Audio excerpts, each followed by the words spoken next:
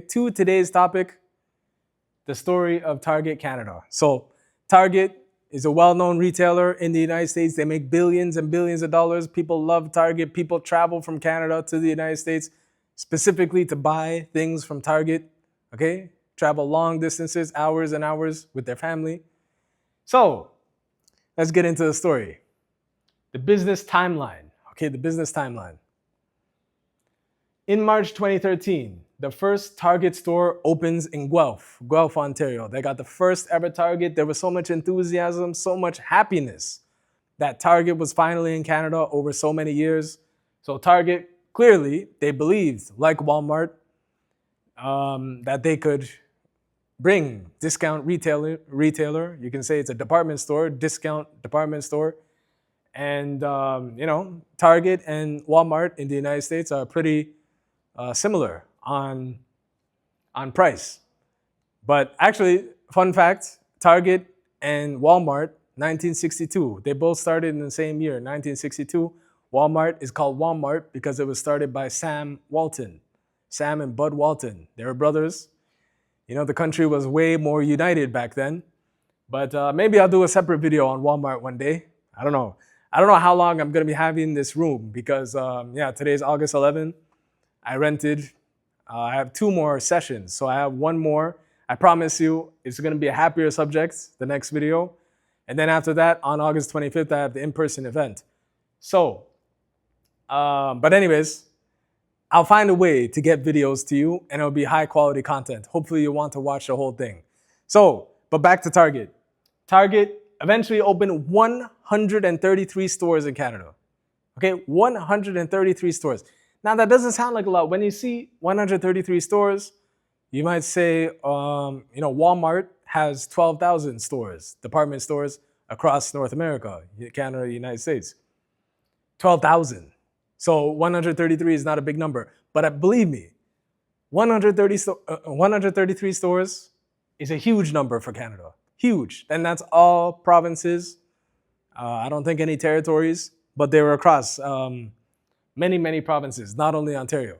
So I want to compare it with something. For comparison, there's a store called Food Basics. There's one pretty much without short walking distance from where I'm located here.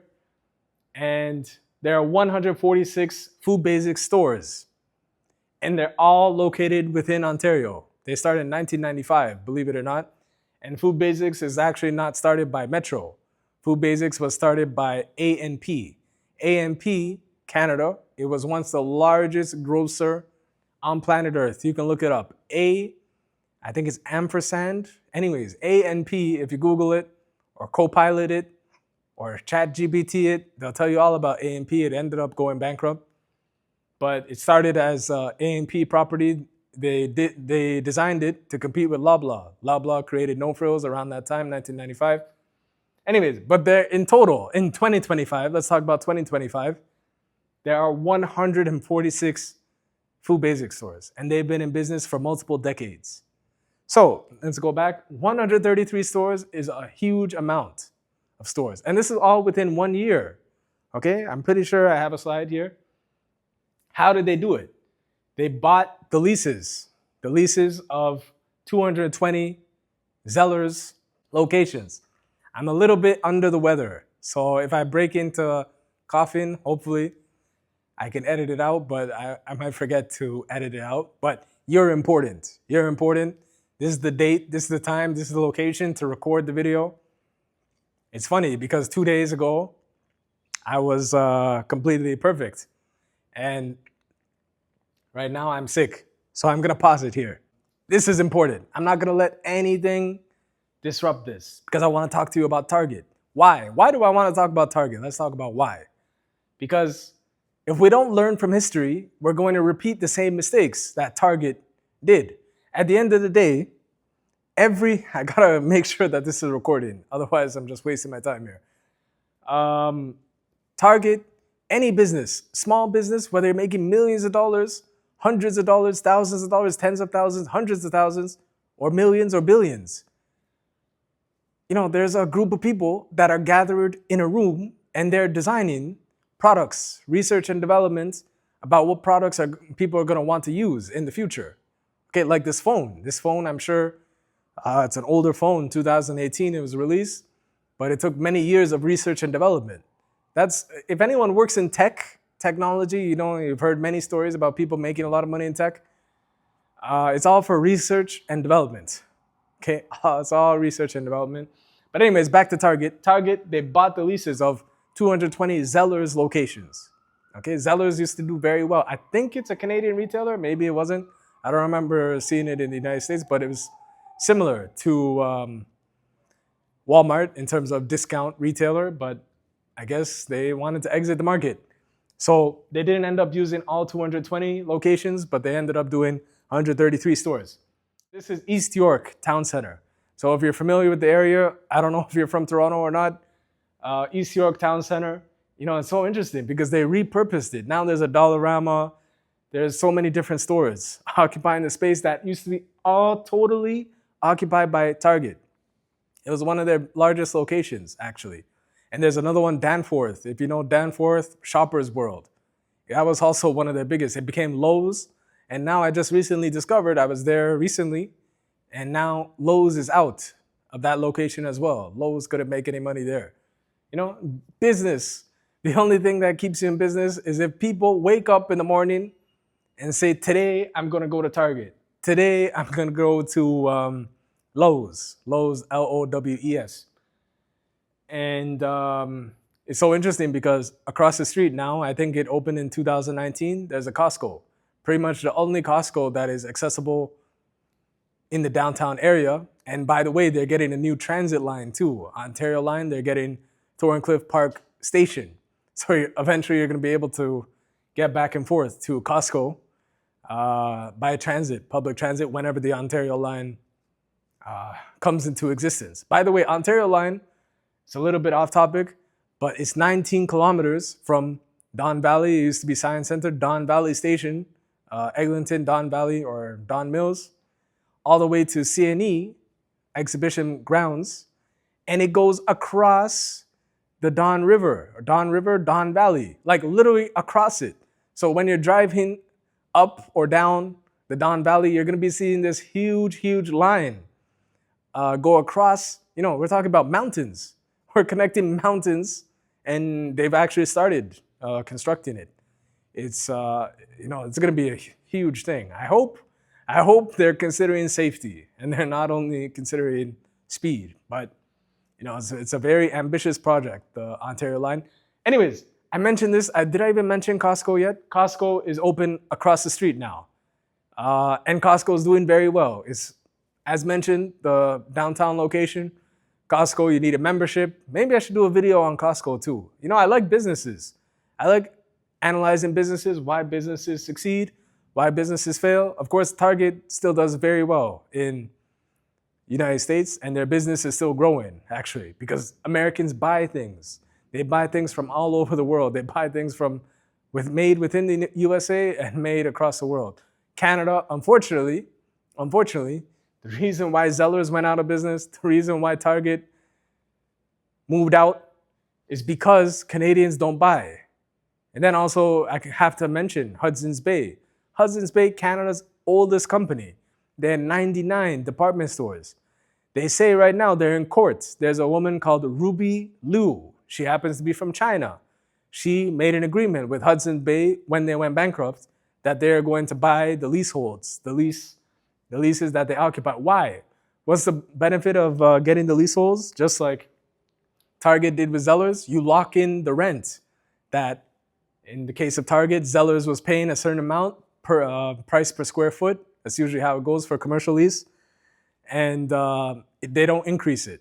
So the only way a landlord, similar to residential, the only way landlord can raise your rent is if it's vacant. The unit is vacant, then they can raise your rent to whatever the market can bear. Okay, the same thing. If you're paying $1,600 a month in rent, and it's a private building, of course, if it's government, it's a different set of rules. But if it's a privately owned and operated building, and it's $1,600 and you move out, your relatives don't move in, or your friends don't move in, or whatever the case may be, they can make it $2,000 and sit there and wait $2,000 a month, and until they find somebody, a tenant, that's credit worthy, the only thing they need is somebody that has the credit score. And then rent it out for $2,000. But they can only do that if it's vacant. So East York Town Center is just so interesting because Target was there was so much fanfare, everyone was so excited, and then now there's Costco doing tremendous amount of business across the street. So it really, the strategy is what matters. Can you get the products in? That's also what matters. So I want to tell you, it costs $10 million to furnish and equip each store. $10 million. Okay, do you have $10 million on standby? Do you have $10 million? If you have $10 million, you shouldn't be listening to me. I should be listening to you. But $10 million per store. So you multiply that out by 133, I'm pretty sure that's 1.3 billion, definitely more than 1 billion. Yeah, because 10 times 133, I'm pretty sure it's 1.33 billion. I'm doing a lot of things in my mind right now, but I'm pretty sure it's 1.3 billion just to furnish the store, redo the floors, redo the lightings. You know, Targets were so clean. They were so clean, but there was another problem. I'll get to that later. But I want to tell you a little bit of a personal story. I once applied to work at Target. They had a job fair. Once again, this was when it was at a fever pitch in terms of the enthusiasm. Everyone wanted to work at Target. Everyone. It was just, and of course, at the time I was working at McDonald's, so I was looking for an alternative to McDonald's and working with food. So I said, okay, Target, I think I'd rather work there. You know, I was under the age of 20 back then. And the job fair was located in the Grand Hotel. I learned today that the Grand Hotel is still operating. I don't know if that information is accurate, but it's on Jarvis Street. And I'm telling you, it was the nicest job fair I've ever seen. They were serving lamb. They had food there. They had catering there. Man, it was the nicest job fair. And of course, I walked out after having like a 5-minute conversation with somebody that I felt like I got the job, but of course I didn't get the call back. No one contacted me after. And I think that's when the problems began for Target, actually, after they hired all the people. Because if you look, 2013 and especially 2014, that's when the big problem. So we're talking 10 years ago, empty store shelves, much higher prices. So the same product, because of the distribution costs and what it costs to get the products into the store, much higher prices than in the US. So they couldn't get the products into the stores, and they couldn't get the customers into the stores, because why would a customer come in if the shelves are empty? This is actually a real picture. Somebody posted this. Completely empty, barren shelves. And it's a fascinating thing. So in January 15, 2015, after the holiday season, you know, as a retailer, discount retailer or any kind of retailer, the holiday season is when you make most of the money. January 15, 2015, because they couldn't get the product in and because they couldn't get customers in, you only have one chance, whether you're making a first impression or 100th impression. If someone decides to visit you, they are making plans and they're adding it to their schedule. They have 150 other things to do, and they are making a plan to visit your store, and the shelves are empty. I'll show you the picture again. The shelves are empty. They have all this equipment, $10 million per store, and the shelves were empty. They couldn't get the inventory in. They couldn't get them in. And then eventually they just said, in 2015, they had an earnings call, and they said at the press conference, why are they pulling out from Canada? Because they don't expect to be profitable until 2021, 6 years after all their stores were open, 133 stores. So Target Canada completely collapsed. And then by April, they exited all leases. They vacated all property, commercial properties. And the landlords of the people that run the malls, they knew before the people that worked there. Because when you work a job, you're expecting to work there next year and the year after that and the year after that. As to why Target Canada was not successful, no inventory to sell, which is a problem in retail. If you have nothing to sell, you have no income coming in. Positive cash flow. That's the only thing that keeps you in business. And not enough buyers. The stores were a ghost town. After you repeatedly visit and you don't find products, you don't find what you're looking for, then you're gonna say, I'm gonna go to Walmart, I'm gonna go to Costco, I'm gonna go to all these other players that are going to reliably satisfy my needs and my wants. People only primarily buy what they need. And in some cases, you buy what you really, really want, and it feels like you need it, but in reality, you can probably live without it. But you only have one chance. One bad impression can completely eliminate previous moments, previous experiences that people had. So I'm always telling to people, even in your day job, watch what you say. You can criticize someone without attacking them personally, okay? You're having a bad day, you're running out of money, you don't have enough money coming in. I get that. I've been there. I've had less than $5,000 to my name. To be honest, I can tell you, when I was 16 years old, I had $500 to my name. I know what it's like. And even now, with the economic situation, it's looking like a very, very tough situation that we're being pushed into. And I expect, the winter is going to be very difficult, very, very, very difficult. January, February, March of 2026. I think when you compare, and I think all the other months and all the other quarters of 2026 is going to be a very, very tough year. Very tough year.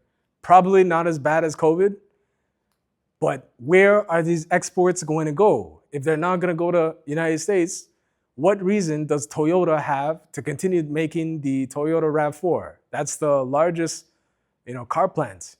Probably that Toyota, one of the largest for sure, that Toyota has operating. They make, I think, close to 500,000 cars, RAV4, in different locations. I forgot the name. I think it's Woodstock, Ontario. And then Honda CR-V Civic is made in Alliston, Ontario. So if they leave, where's the tax base going to come from? How are you going to fund healthcare? How are you going to fund education? I want to come back to Target, but it's all interconnected, okay? Government services, public services can only do well if businesses are going to do well, and vice versa, okay? Businesses are going to do well when public services are doing well as well. So you know how it is. And I just want to say on Target, it's a shame that they were not able to be successful, and because they have great products. If you ever go to the United States, people still go there specifically for Target, and the inventory is available, widely available in the United States, but they couldn't make it work in Canada.